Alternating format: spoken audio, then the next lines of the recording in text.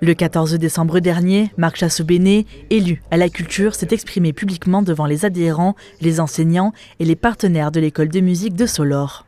Il a pris un engagement, accompagner la structure avec une subvention de 20 000 €, essentielle pour la restructuration de l'association. La subvention exceptionnelle qui a été demandée à la ville vient en complément de nos subventions de fonctionnement classiques et vient aider en fait l'école et l'association dans sa globalité dans sa phase de transition. En fait, on a entamé il y a 3 ans une phase de transition importante pour l'association qui vise à la rendre financièrement plus stable et plus pérenne dans le temps et de pouvoir continuer à être acteur au sein du quartier de Solor. Et donc c'est vraiment un accompagnement de la ville dans le cadre de cette transition. L'association se sent trahie par la ville, due à la lenteur du dossier, mais surtout à cause de la non-présentation du projet lors du dernier conseil municipal.